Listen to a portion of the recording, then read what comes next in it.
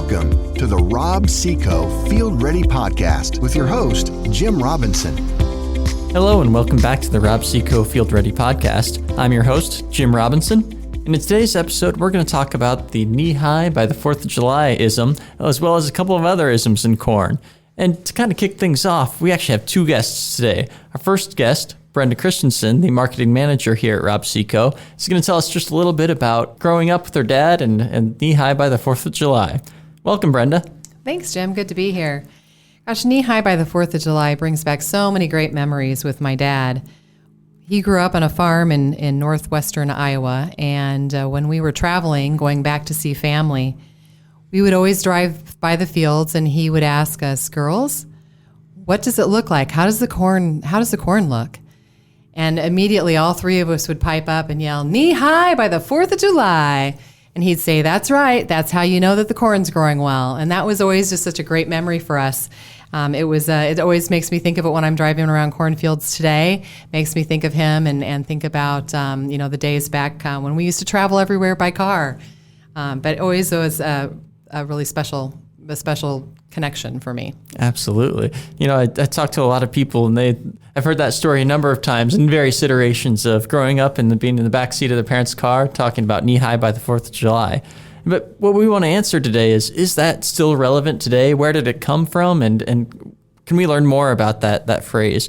So with us today, we also have Wayne Fithian, the Agronomy Manager at Rob-See-Co. Welcome, Wayne. Hi, Jim. Thank you. So, Wayne, can you tell us a little bit about the history of the knee-high by 4th of July-ism? Well, I have similar history to Brenda with knee-high by the 4th of July, but I think, as we were thinking about this topic, Jim, you did a little bit more research into the history than I did, so I'd really kind of prefer to kind of pick your brain and find out what you learned about knee-high by the 4th of July. So how long has this phrase been in use? Absolutely. This has been a really fun topic to research for this episode. I didn't think that the phrase was all that old. I was thinking maybe the 50s, 60s. Well, as I did some research, I kept finding decades back, found quotes from the 1930s, the 20s, the teens, and ultimately the farthest back I could find a reference to knee-high by 4th of July was in 1874, and also another one in 1896 in the Cultivator and the Country Gentleman publication.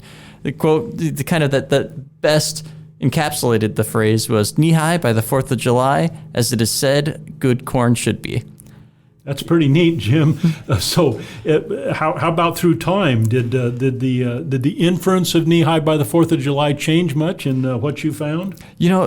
For all the references you could find, things were all over the board. Even by the 1910s, you could find references to the phrase that were already calling it antiquated.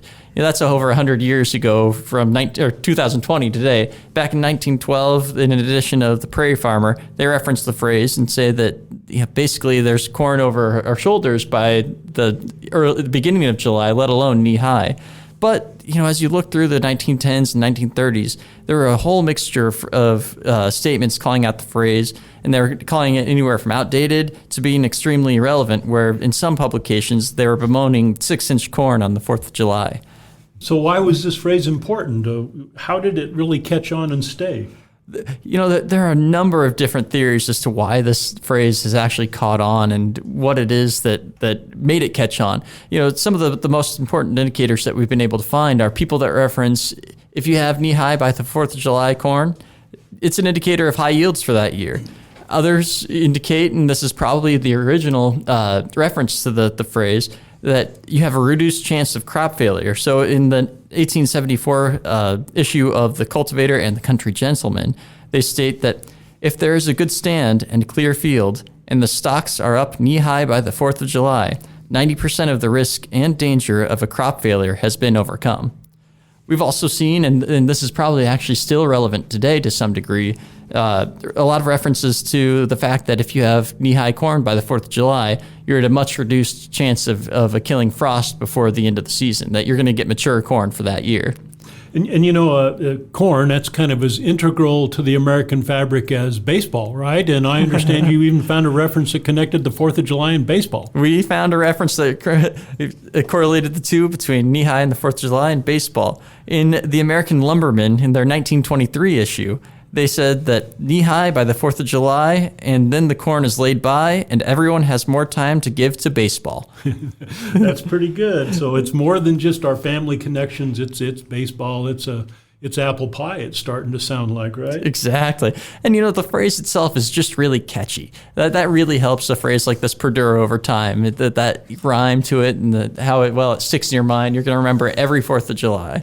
So, Wayne, if I can flip it back on you, is the phrase still as relevant today as a predictor of yield or frost risk? Well, I've been following knee-high by the 4th of July since not much past when I was knee-high, right? Because I was following my dad around the cornfields, much like Brenda talked about being around cornfields with her dad.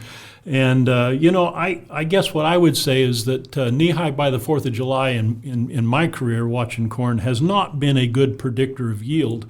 I can kind of agree that, if you've made it to the 4th of July and you got a clean field, which is, I suppose, what they meant by clear, right? And that at least if you're in a good rainfall area, that your chance of crop failure has been overcome if you're knee-high by the 4th of July. But what I've found is that and partly why they say that is it's a pretty good indicator of frost risk. So if you can get your corn knee-high by the 4th of July, it doesn't mean you're going to have a great crop, but it means that you have a very strong likelihood of having that crop mature by the time we would typically get a fall freeze.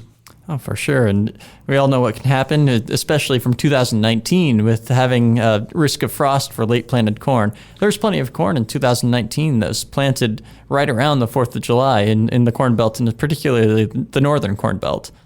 Yeah, now we're recording this before the 4th of July, of course, but I can tell you from driving around cornfields the last several days, we're going to have corn starting to tassel easily on the 4th of July. So we're going to kind of be like that, this is an antiquated phrase as far back as the 20s and 30s, because my corn's 6 feet tall on the 4th of July. And I think that's where you want to have your corn. Exactly. If you can do that.